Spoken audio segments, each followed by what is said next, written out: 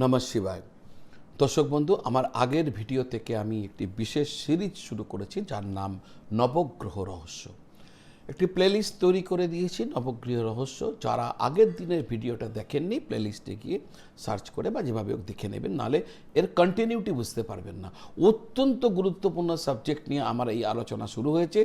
এত সিরিয়াস আলোচনা, এত রিসার্চ ওয়ার্ক নিয়ে আলোচনা এর আগে হয়তো আমি এই চ্যানেলে কখনো করিনি। সুতরাং এই ভিডিওগুলো দেখবেন যদি আপনি জ্যোতিষের অনুরাগী হন, আর তারাও দেখুন যারা জ্যোতিষকে সম্পূর্ণ অবিশ্বাস করেন। কারণ যারা অবিশ্বাস করেন তাদের বিশ্বাস ফিরে আসতে পারে এই ধরনের আলোচনার মাধ্যম দ্বারা, আর যারা বিশ্বাস করেন তাদের বিশ্বাস আরও মজবুত হয়ে যাবে এবং আপনারা উৎসাহিত হবেন যে আপনারা ঠিক পথে আছেন। দর্শক বন্ধু, নবগ্রহ নিয়ে আমাদের আলোচনা চলছে। কারণ নবগ্রহ, এই যে নটা গ্রহ কিন্তু মানুষের জীবনকে নিয়ন্ত্রণ করছে। শিশু যখন জন্মাচ্ছে সেই সময় রাহু, শনি, মঙ্গল, চন্দ্র, এই নখানা যে গ্রহ রয়েছে, বুধ, বৃহস্পতি, শুক্র, এরা এই শিশুর ওপর প্রভাব বিস্তার করে। আগের দিন দুটো কথা বলে গেছি, দুটো গ্রহ নিয়ে বলে গেছি, রবি এবং চন্দ্র। আজকে মঙ্গল থেকে কেতু পর্যন্ত আমি আপনাদের সামনে রাখতে চলেছি মানুষের অন্তর্জগতের অদৃশ্য শক্তির সংযোগ, কানেকশন বিভিন্ন এই মহাজাগতিক গ্রহগুলির থেকে। তো প্রথমে বলবো মঙ্গল। মঙ্গলকে বলা হয় শক্তির, রক্ত ও কর্মের ও অগ্নি তত্ত্বের কারক গ্রহ। শুধু মঙ্গল শুধু গ্রহ নয়, মঙ্গল হলো অগ্নি, মঙ্গল হলো যুদ্ধ, মঙ্গল হলো রক্তের প্রবাহ। আপনার শরীরে লোহিত রক্তকণিকা, রেড ব্লাড সেল, আপনার সাহস, আপনার কর্মশক্তি, আপনার লড়াই করার মানসিকতার সাথে মঙ্গল গ্রহের গভীর সম্পর্ক রয়েছে। ইতিহাস সাক্ষী, যখন যখন মঙ্গলের প্রভাব তীব্র হয়েছে তখন তখন পৃথিবীতে বহু যুদ্ধ, বিপ্লব এবং রক্তক্ষয়ী সংঘর্ষের জন্ম হয়েছে। ব্যক্তিগত জীবনেও এই ঘটনা ঘটে। আপনি যখন বলেন আমার খুব রাগ হচ্ছে, আসলে রাগ নয়, আপনার ভেতরে তখন মঙ্গলের শক্তি অত্যন্ত সক্রিয় হয়ে উঠেছে। আপনার শরীরে রাসায়নিক পরিবর্তন, আপনার স্নায়ুতন্ত্র, আপনার শক্তির প্রবাহ এক বিশেষ অবস্থায় পৌঁছেছে। দেখবেন কিছু মানুষকে দেখবেন সামান্যই উত্তেজিত হয়ে পড়েন, সব সময় যেন যুদ্ধ করার জন্য প্রস্তুত। এটি কেবল তাদের স্বভাব নয়, জন্ম মুহূর্তে মঙ্গলের প্রভাব তাদের মস্তিষ্কে সেই অংশকে অধিক সক্রিয় করেছে যা আক্রমণাত্মক আচরণকে নিয়ন্ত্রণ করে। অর্থাৎ শিশু অবস্থায় ওই ব্যক্তি যখন প্রথম জন্ম নিচ্ছিলেন তখন যে গ্রহগুলো যেভাবে অবস্থান করছিল, সেই গ্রহের প্রভাব, মঙ্গলের প্রভাব তার মস্তিষ্কের সেই অংশকে এমনভাবে সক্রিয় করেছে যা আক্রমণাত্মক আচরণকে নিয়ন্ত্রণ করে। যতদিন না এই শক্তিকে আপনি ভালো করে বুঝতে পারবেন বা মানুষ বুঝতে পারবে, ততদিন সে নিজের আগুনেই পড়ে যাবে। বুধ হচ্ছে বুদ্ধি ও যোগাযোগের শক্তি, কমিউনিকেশনস। বুধ হলো আপনার বুদ্ধি, বুধ হলো আপনার যুক্তি, বিশ্লেষণ ক্ষমতা, ব্যবসায়িক দক্ষতা, গণিত, ভাষা, যোগাযোগ, দ্রুত সিদ্ধান্ত নেবার ক্ষমতা বুধের প্রভাবের অন্তর্গত। একজন মানুষের চিন্তার গতি, দেখুন সবাই সব রকম দ্রুততায় ভাবতে পারে না। কেউ খুব ফাস্ট ভেবে নেয়, অনেক দূর পর্যন্ত ভেবে নেয়, খুব তাড়াতাড়ি শেখার ক্ষমতা। দেখে নেবেন আপনাদের পরিবারেতেই ছেলেমেয়েরা রয়েছে, কেউ ভীষণ স্লো, কেউ ভীষণ ফাস্ট। তাহলে শেখার ক্ষমতা এবং তার প্রকাশভঙ্গি, বাচন ক্ষমতা, বলার ক্ষমতা, এক্সপ্লেন করার ক্ষমতা সব বুধের শক্তির উপর নির্ভর করে। বৃহস্পতি জ্ঞান ও প্রসারের প্রতীক। গুরু শব্দের অর্থ হলো যিনি মহান, যিনি ভারী, যিনি অন্ধকার দূর করে জ্ঞানের আলো দেন। যখন বৃহস্পতির শুভ প্রভাবে মানুষের জীবন সক্রিয় হয়, তখন মানুষের মধ্যে জ্ঞান লাভের আকাঙ্ক্ষা জাগ্রত হয়। সে তখন শুধু নিজের কথা ভাবে না, সে জীবনকে বৃহত্তর দৃষ্টিতে দেখতে চায় এবং দেখতে শেখেও। তার চিন্তা, দৃষ্টি, উপলব্ধি ক্রমশ এক্সপ্যান্ড করতে থাকে। এটা বৃহস্পতির কারণে হয়।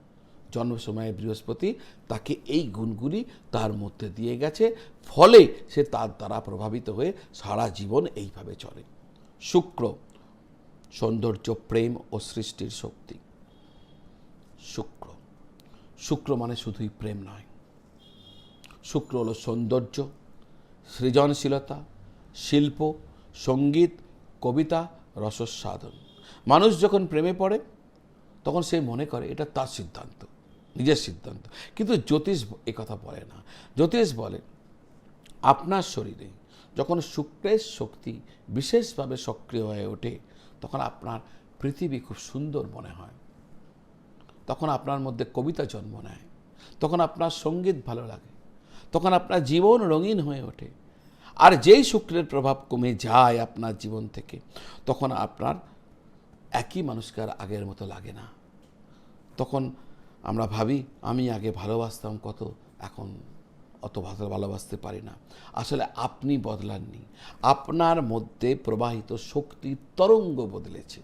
শুক্রের তরঙ্গ, আপনি একটি রেডিও একই আছে। আপনি ভাবুন আপনি একটি রেডিও একই আছে, খালি তার ফ্রিকোয়েন্সি পরিবর্তিত হয়ে গেছে।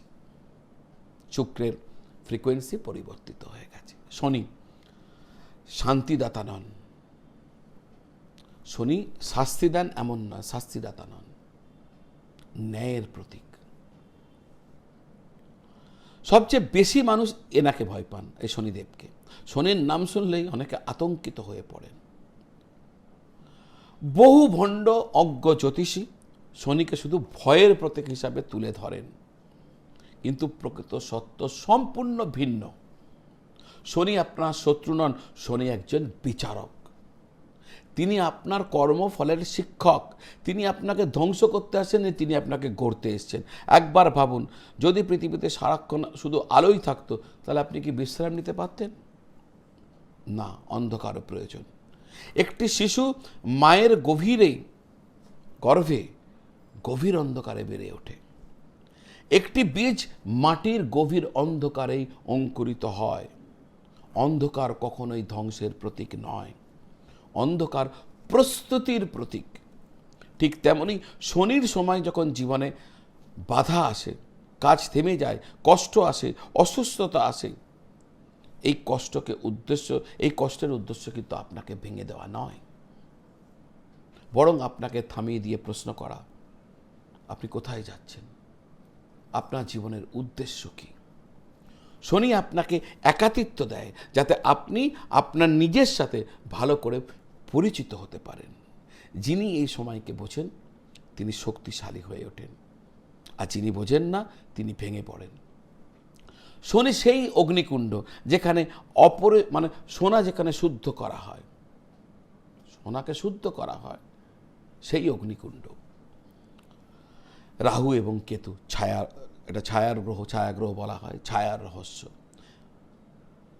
এদের দৃশ্যমান শারীরিক কোনো অস্তিত্ব নেই, তবু মানুষের জীবনে এদের প্রভাব অত্যন্ত গভীর।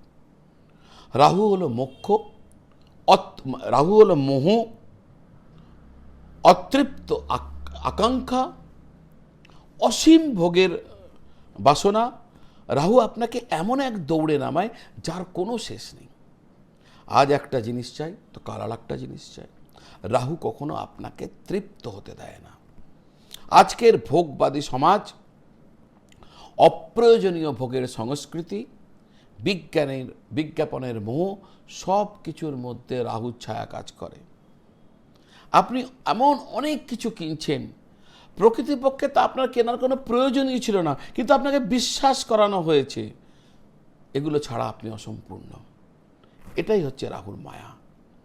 আর কেতু হলো বৈরাগ্যের শক্তি। কেতুকে বলা হয় ডিটাচমেন্টের কারক গ্রহ, হঠাৎ বিচ্ছেদের শক্তি।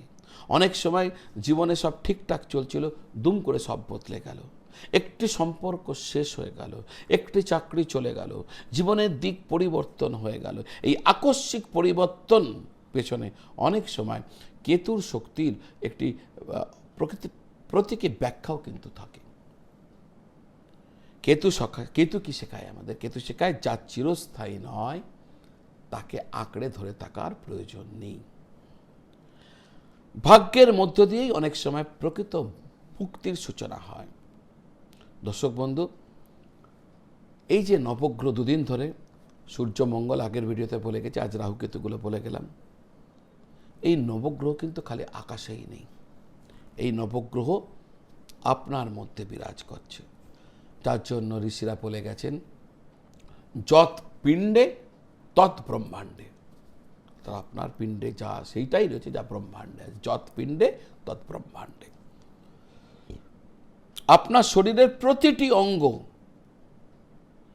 প্রতিটি গ্রন্থি, প্রতিটি শক্তি কেন্দ্র মহাজাগতিক শক্তির সাথে কোনো না কোনোভাবে জড়িত। আধুনিক বিজ্ঞান আজকে বায়োলজিক্যাল ক্লক বা জৈব ঘড়ির কথা বলছে। প্রাণীরা কিভাবে ঋতু পরিবর্তনের আগাম খবর পেয়ে যায়? হাজার হাজার কিলোমিটার দূরে কিভাবে পাখিরা উড়ে যায়? পাখিদের কাছে কি ঘড়ি আছে? ঘড়ি নেই। তাহলে পাখিরা বোঝে কি করে? কিভাবে মাছ নির্দিষ্ট সময়ে সমুদ্রে ডিম পাড়তে ফিরে আসে? তাদের কাছে তো কোনো ক্যালেন্ডার নেই, কোনো ঘড়ি নেই, তবু তারা জানে কখন কি করতে হবে।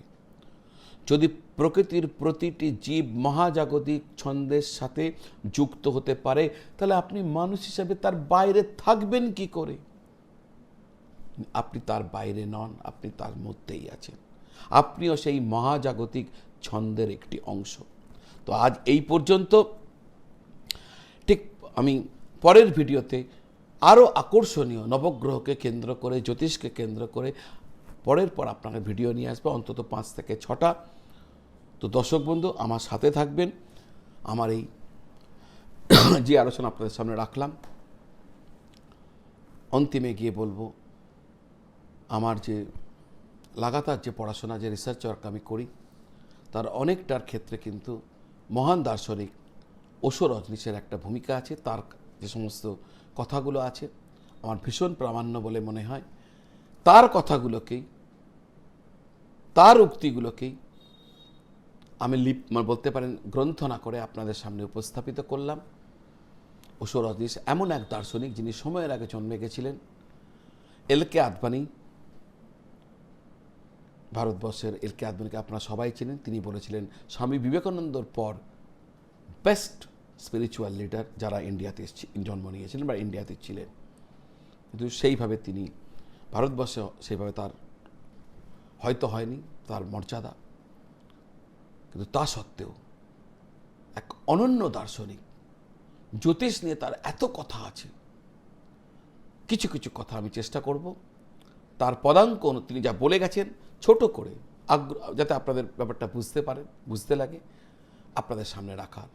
আর এই সিরিজটা দেখার পর আপনি নিশ্চিতভাবে, আপনি যিনি জ্যোতিষ ভালোবাসেন না তিনিও বলবেন হ্যাঁ, আমার এর অস্তিত্ব আমি বিশ্বাস করতে শুরু করেছি।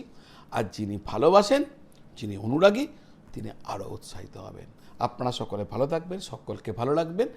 নমঃ শিবায়।